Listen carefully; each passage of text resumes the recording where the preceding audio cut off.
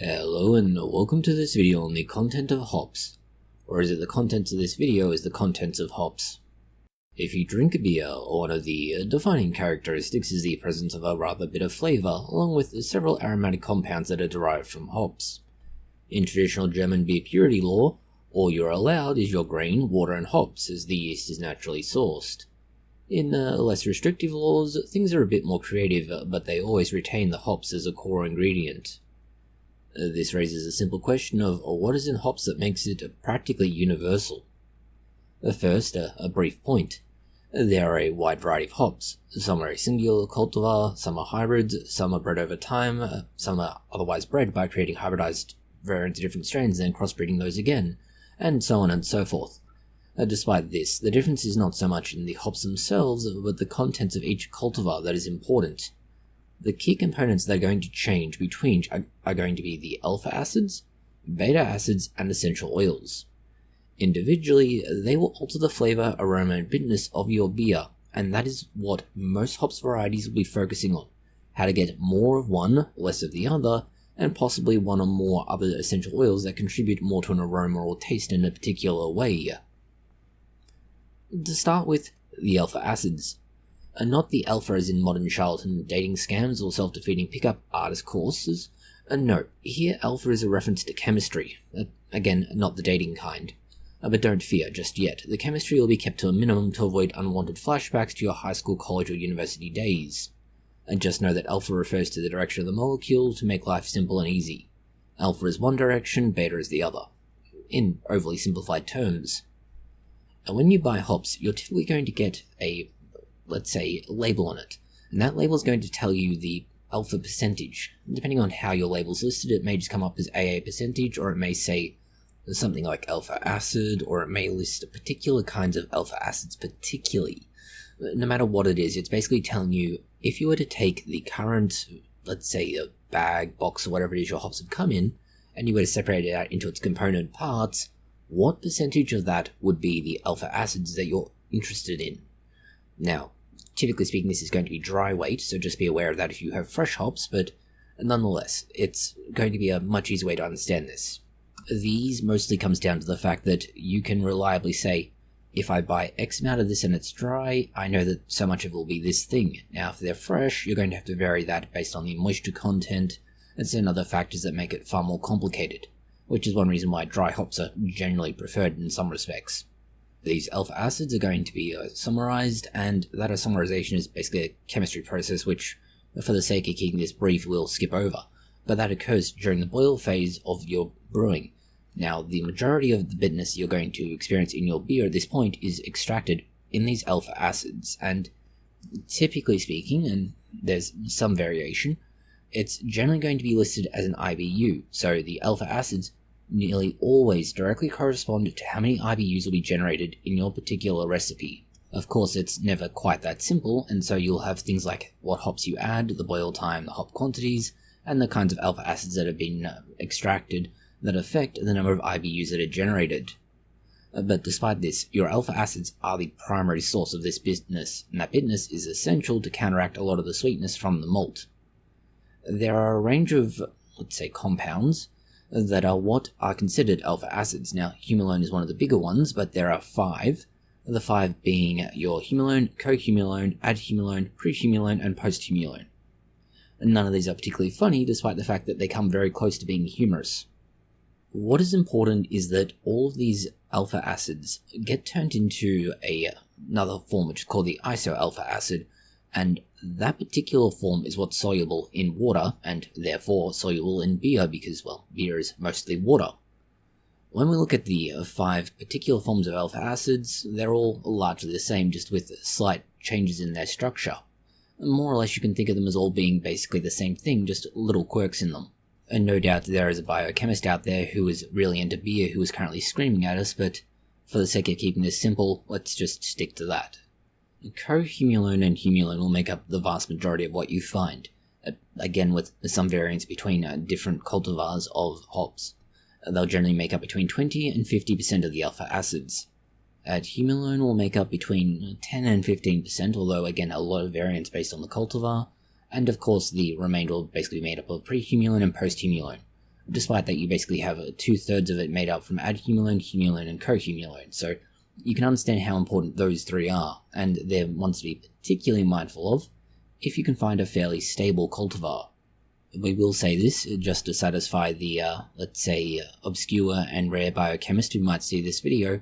Yes, there will be a certain amount of variability in the isomerisation of each of these compounds, but that also is not going to be reflected in any of the IBU estimations that you're going to be using, whether it's an equation you're running yourself or in the general description you're going to get about most hops varieties.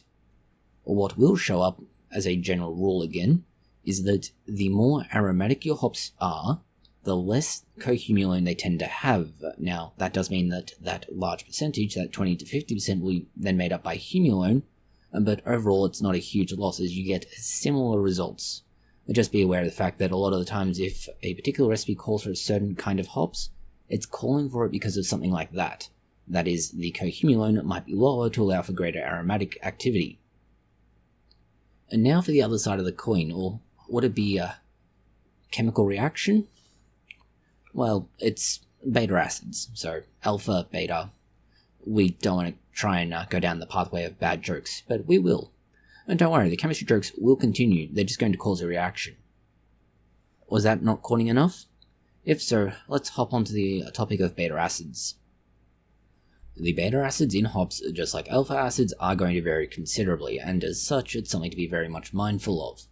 They can range from as little as 2% all the way up to say 10%, although again, you will find that certain cultivars more and less, so make sure to read labels carefully. Now, while beta acids are not providing you with anywhere near as much of the bitterness as alpha acids do, they can contribute to it. Rather, what they do is two other things that are equally, if not more important, both in short and long term.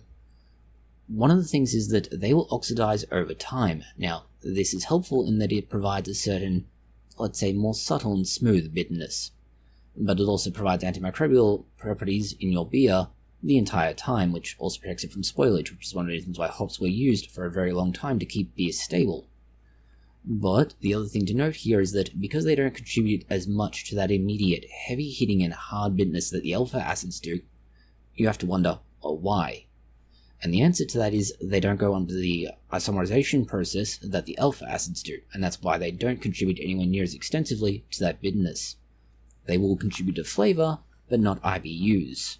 Something that is particularly useful about them, though, is that because of how they exist, let's say, they tend to be less soluble, at least in terms of comparisons to alpha acids, and as such, although you don't get as much of it in your beer in the end, they also tend to be a little bit harder to extract.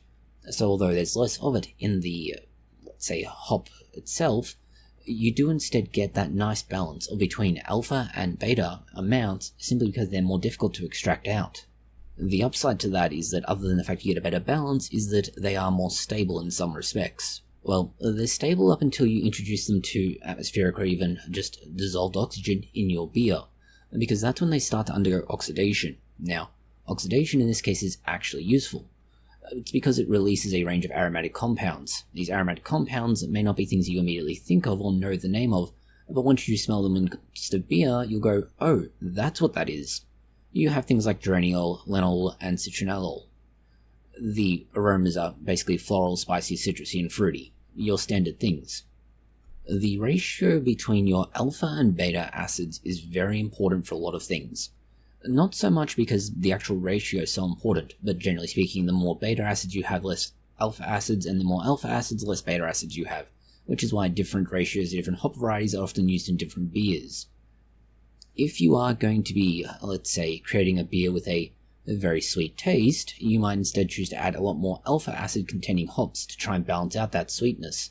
But instead, if it's a more dry beer, you might add more beta acid rich hops to give it that extra flavor and aroma. But one thing to note is that if you're going to be adding beta acid rich hops, you need to be very mindful of this, because they do not age well.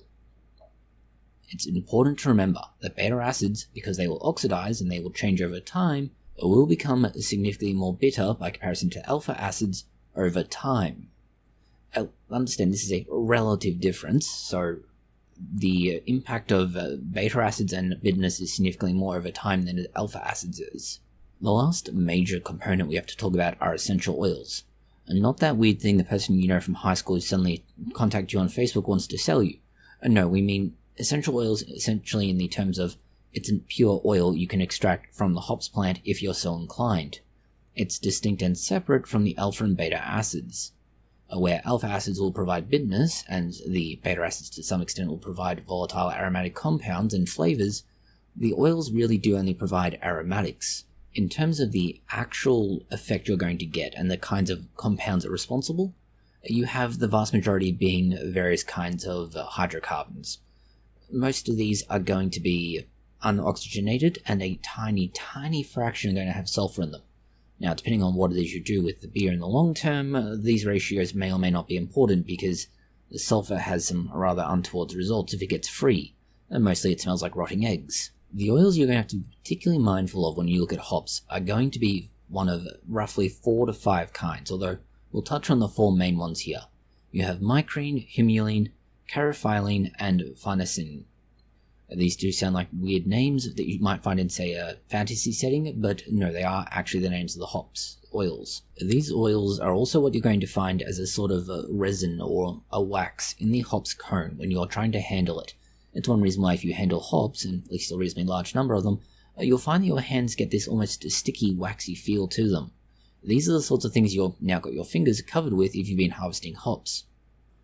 The myrrhine is mostly going to be associated with things like floral or citrus smells, and you find that these are lighter beers, or used in lighter beers to be more accurate.